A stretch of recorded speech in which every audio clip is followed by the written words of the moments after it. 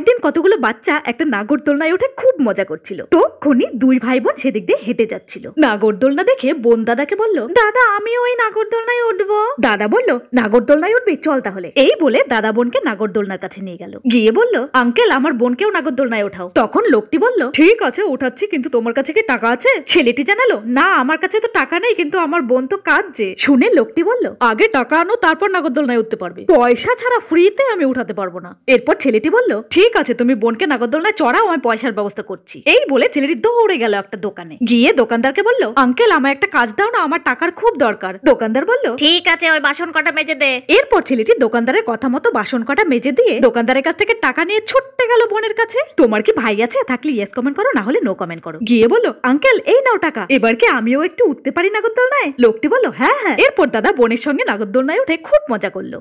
একদিন লোকটি দোকানে গিয়ে বলল, দাদা অ্যাপেল কত করে? দোকানদার, 100 টাকা কিলো। তখনই পাশের দোকানদার বলল, আসুন আসুন 50 টাকা কিলো অ্যাপেল নিয়ে যান। শুনে লোকটি বলল, আরে ওখানে তো 50 টাকায় পাওয়া যাচ্ছে, চল চল মা আমরা ওই দোকানে যাই। এই বলে লোকটি সামনের দোকানে গেল আর 1 কেজি অ্যাপেল নিয়ে মেয়ের হাতে ধরিয়ে দিয়ে বলল, তুই এখানে একটু দাঁড়া, আমি আসছি। খানিকক্ষণ পর বাবা ফিরে এসে মেয়েকে বলল, আরে তোকে তো আমি ওই দোকানে দাঁড় করিয়ে গেছিলাম। মেয়ে বলল, আমি এই দোকান থেকে অ্যাপেল নিচ্ছিলাম বাবা। এরপর বাবা বলল, নেওয়ার থাকলে ওই দোকান থেকেই নিতি, ওখানে কম দামে দিচ্ছিল। মেয়ে জানালো, দামের জন্য না বাবা, আসলে যেই দোকানে 50 টাকায় অ্যাপেল বিক্রি করছিল সেই লোকটি এই লোকটাকে জব্দ করার জন্য করছিল বাবা। পাশাপাশি ফলের দোকান দিয়েছে কিনা তাই হিংসা। সেটা শুনে আমি ওই লোকটির অ্যাপেল ফেরত দিয়ে টাকা নিয়ে এসেছি, আর এরপর এই আঙ্কেলের কাছ থেকে অ্যাপেল কিনেছি। এরপর মেয়েটি দোকানদার আঙ্কেলকে বলল, উপরওয়ালার উপর ভরসা রাখো আঙ্কেল, তোমার ভাগ্যে যেটা আছে তোমার কাছ থেকে কেউ ছিনিয়ে নিতে পারবে না। এই বলে মেয়েটি চলে গেল। তো বন্ধুরা, মেয়েটি ঠিক কাজ করে থাকলে ইয়েস কমেন্ট করো, না হলে নো কমেন্ট করো।